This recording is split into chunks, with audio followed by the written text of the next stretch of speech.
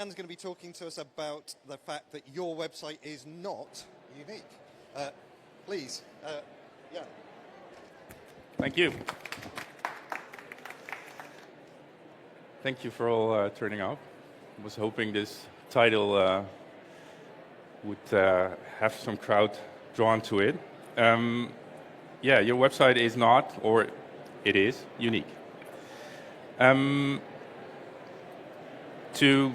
not cause any confusion, every museum is unique. In brand, in collection, in stories, in experience, in the people driving the museum. But the tools your museum needs to express itself online aren't unique. So, I'm Jan Jouke Harms. I'm a digital strategist at Q42 in Amsterdam. And as a digital strategist, I maneuver around between design, development, museums, and visitors, and around this thing called technology, which is often very vague, but becomes less vague over time when you kind of work towards launching a website or another digital product. For that matter, because at Q42 we build digital products that make people's lives fun, smarter, better, and the chances are that you have used one before.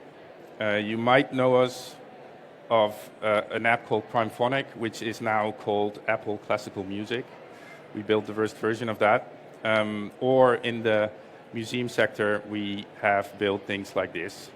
The Vermeer experience, where you can look at all his work, which was done for the Vermeer exhibition in Amsterdam at the Rijksmuseum. Or the Van Gogh website, with a lot of storytelling, again, a lot of visuals. Or more recently, the Imaginarium for the National Gallery. And a lot more. Three things have changed. I work at Q42 for about a decade right now, and I've seen three things change. The way we work together with our clients, the scope of what we build, and the expectations of the visitors. So let me get into those three things. We did a lot of projects with these museums, but projects over time became partnerships. For instance, with the Rijksmuseum we work for 20 years and on right now. With the Van Gogh museums it's 10 years and on. And in those partnerships we started building websites, more CMSs, but over time it became digital infrastructure. So it's not so much a website, it's front-end applications, customer-facing applications, visitor-facing applications, and it's museum-facing infrastructure or applications. And in between our back-end services tying it all together. And we're maintaining that as well, and further developing it. So if you go into a bit more detail, you even find that there's functional components in those applications, like wayfinding in a mobile app, and also the tickets and shop on the website, or visitor information, or collection and stories. Also, the expectation of the visitor changed. So the visitor journey became increasingly digital.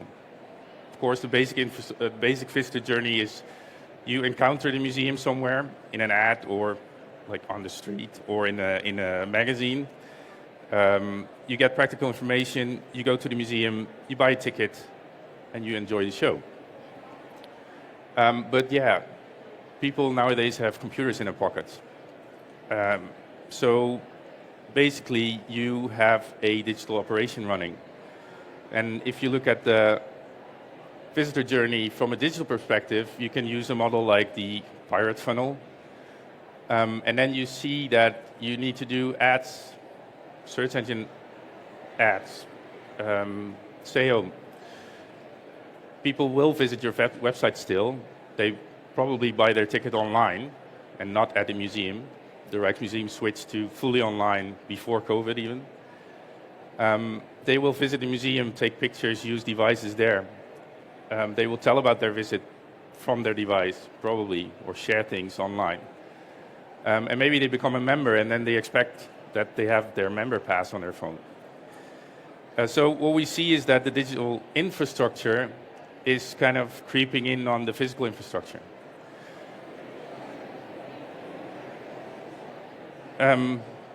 This was a photo I snapped on the tube here. I'm hoping no one here is actually in the photo. And you see, like, this is reality, right? So these are the visitors of museums, and to actually get them to the museum, we need to be on their phones. They are on their phones. So these things changed. Projects became a digital partnership. Websites became a digital infrastructure. And the website visit, just the website visit to get some practical information, became an online visitor journey before and after actually visiting a museum. But the thing is, this is quite hard to do right. So there's still a lot of museums that just ask for a website and really try to be unique in that ask as well. Whereas we feel you should be asking for digital infrastructure. You should be building digital infrastructure, which is hard to do, and it's quite costly as well. So probably there's also a lot of museums that are saying, like, that's not what we can afford. Well, then we were approached by Paul Stork, who is a business director at the Frans Hals Museum, which is not the biggest museum. And he said, I want a digital partner to build a digital infrastructure that facilitates my digital operation to connect our visitor with our unique museum at an affordable cost. And I believe one size fits all. And that last part was really important, because the belief needs to come from the museum itself. And his belief was fueled by the fact that he had a website that was so unique that people couldn't even find the tickets button. I'm hoping you have it right now. Well, it's a beautiful icon representing a ticket that a lot of people don't really know that represents a ticket. So yeah, go find it. So he was like, maybe we should just use best practices, use UX best practices, things that people expect, things that other apps that are other websites that aren't specifically of a museum are using. And I think I'm not the only one that has this problem. So could you help me create something that's more generic, that more museums can use? Was the question. So we dove into that. And as a strategist, I'm then wondering, what if we could use the power of scale with this? Could we make a one-size-fits-all technology framework, continuously maintained, improved, and further developed, that enables us to deploy a digital infrastructure for any museum, offering the best technology at an affordable price point, to support the museum digital operation with easy-to-use tooling, and to connect the visitor, eventually, to the uniqueness of the museum? Well, we said to Paul, we can do that. The technology is there to actually do that right now. But you need to find other museums to then make it happen.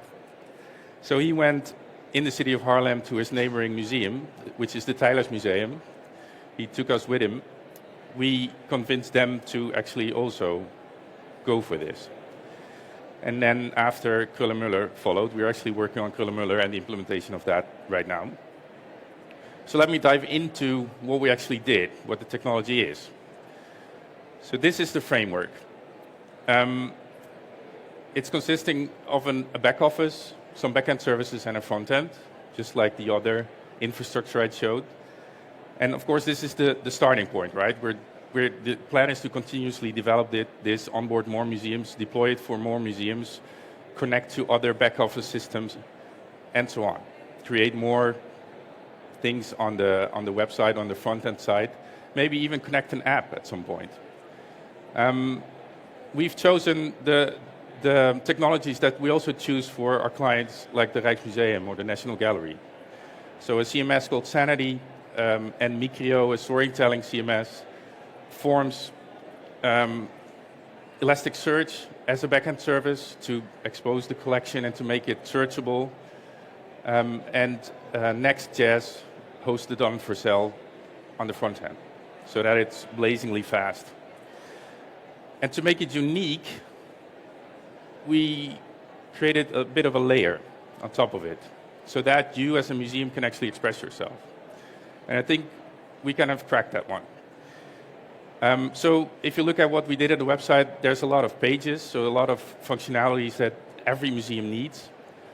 A homepage, a content page, navigation, an overview page, activity overviews, an art object page, collection overviews, a story. And on these pages, you can use a massive amount of components. And these components can be tuned to how you want them to feel and look. So to give an example of that, this is a component, a page card, which can be used on many of those pages to actually navigate to another page. So we can actually configure that page card and all the elements in the page card to look different for your museum. And the trick is that if you want to use this and the configuration that you would like to have, for instance, rounded edges on the image, is not there, we just add it. And then everybody gets the option to have rounded image on their page card. And in this way, we can actually create your brand in the website without actually making it unique in the technology. So here's, let me see if it plays. Here's Paul. Hi everybody, my name is Paul Stork and I'm the business director of the Frans Hals Museum. So why did these current museums, Tijdens Museum, Frans Hals Museum and Museum Kröller-Müller participate in this project? It gives you a quicker start and you can really focus on the visual aspects. And another reason is that you join a group of museums that jointly improve this framework, and not the visual aspects are only about the user experience and the functionalities. So we can incorporate collection, fun stuff with your collection, or fun stuff with your public, interactions with the public, and hope to learn from each other. It's like the wisdom of the crowd. So if you do something with more people, you get a better result. All right. So let's dive into the result. These are the two websites, the Tijdens Museums and the Frans Hals, next to each other. And they're just running the same website, but it's differently configured. And of course, it's all their content. It's their story. It's their knowledge. That makes it really, really unique. Still, it's a homepage, and people expect stuff. The visitor expects stuff from the homepage, which is quite, generic. So apparently, a lot of your visitors on your website actually come for practical information. They're looking to go to your museum. So where are the opening times? Well, they're in the menu, directly there, which is one of the best practices that we learned over time and apply to every museum that is using this platform. Again, same thing, differently configured, completely different look and feel. Plan your visit. Sorry, it's in Dutch, but it says plan your visit. Completely differently done with different components, making it unique. This is the what's on page. Of course, you have a date picker. You have a picker for whatever activity there is. These are generic features that every museum wants. Completely different look and feel. Furthermore, search is integrated into it. Makes use of Elasticsearch. That's it.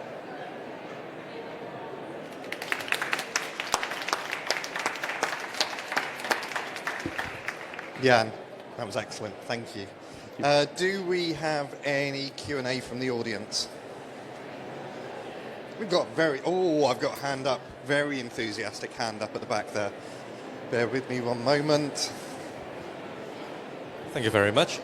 Enjoyed your talk very much. And Thank you. One question is that there are infrastructures like Sitecore out there that are doing something like what you've described, like they can be modularized and they can be customized in different ways to different needs. So may I know, how is your system compared with like Sitecore? Yeah. Which part is stronger? So Sitecore is developed for a different, like a wide variety of applications, right? For any industry basically to use. This framework has been developed specifically for museums. So a lot of the choices that we made in actually building this from the ground up have specifically been made from our experience in working for museums and the museums that we work with. So that, I would say that's the main difference. It's really tailor-made for museums. What stack is your platform built on? What stack? Yeah. So the CMS is Sanity, and on top of that, it's basically JavaScript. So backend services are in JavaScript, and the front end is Next.js, TypeScript. Excellent. Yeah. Any other question? Oh, don't let me down. Oh, What do you think the impact of AI is likely to be on the web?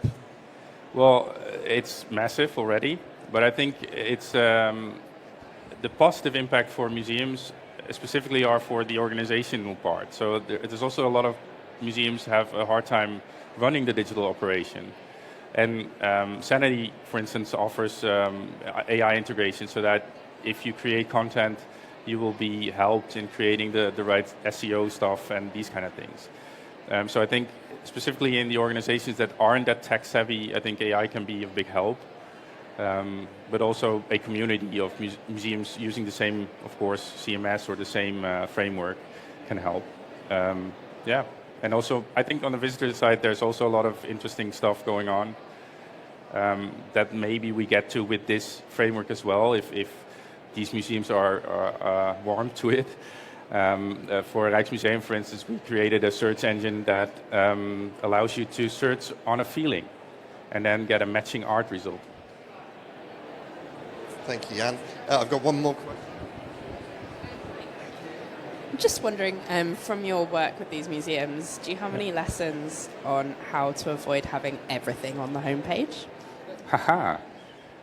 Well, make sure to just navigate away from the homepage. No, yeah. So I think the homepage is like every navigational page in your website, a place that links out to a lot of stuff, and it should present the most current stuff as well.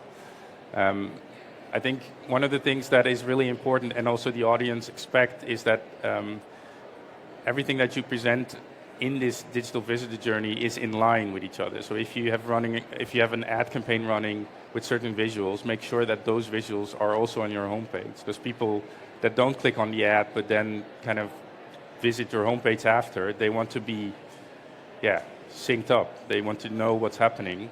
And if everything is then something different, then you lose them. Excellent. Any other questions? Well, I think that about wraps up our session. So if you would thank Jan for me, please. Thanks so much. Thank you, Jan.